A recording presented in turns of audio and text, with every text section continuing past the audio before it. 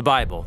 It's one of the most influential books in human history. It explores the big questions of why we exist. It's inspired many people to do amazing things. And confused many others. And you've probably got one sitting around somewhere. So, what is the Bible actually? Well, the Bible is a small library of books that all emerged out of the history of the people of ancient Israel. And in one sense, they were just like any other ancient civilization. But among them were a long line of individuals called prophets. And they viewed Israel's story as anything but ordinary. They saw it as a central part of what God was doing for all humanity.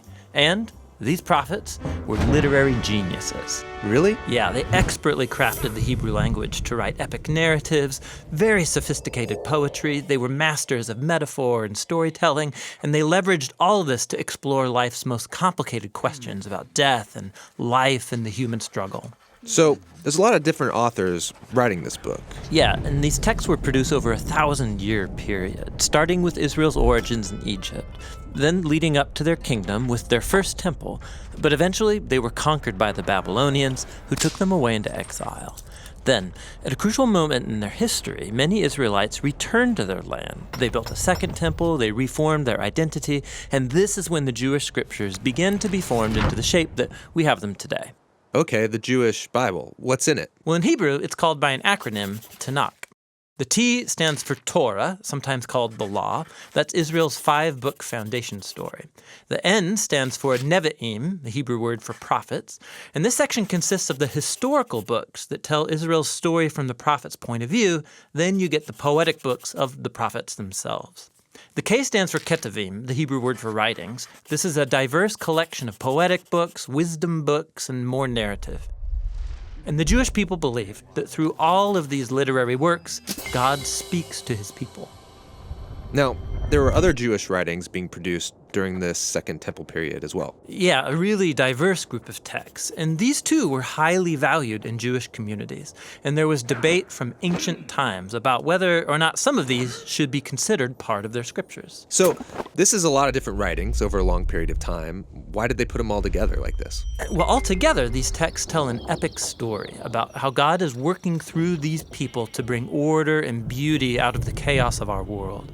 And it all builds up to a hope for a new leader who would come and renew all creation. And then the Tanakh concludes, and this leader never comes. So it's an expertly crafted work, but it's missing an ending? That's exactly right. Now, a few centuries later, a Jewish prophet comes onto the scene named Jesus of Nazareth. He claimed he was carrying the Tanakh story forward.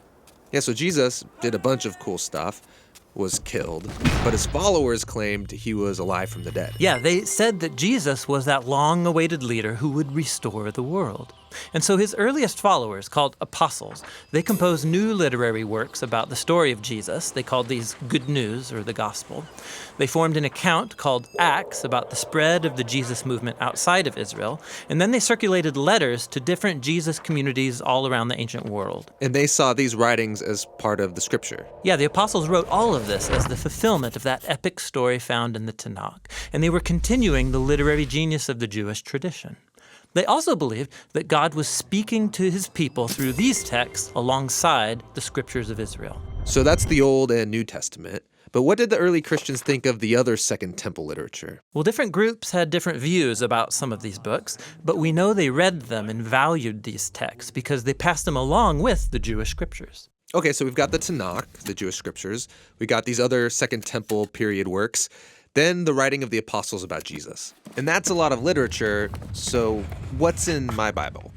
So the Christian movement has taken different forms over 2,000 years, and from the beginning, all Christians recognized the Tanakh and the New Testament as scripture. And for centuries, much of the Second Temple literature was read as part of the biblical tradition. The Catholic Church eventually made it official and called some of the books from this collection the Deuterocanonical books. Some Orthodox churches used even more books from this Second Temple literature. And then in the 1500s, during the Reformation, Protestant Christians wanted to go back to the oldest writings of the prophets and apostles, so they accepted only the Old and New Testaments. Okay, I think I got it. But how does a collection of books produced over 1,000 years by all these different authors tell one unified story? Yeah, that's the question we'll address in our next video.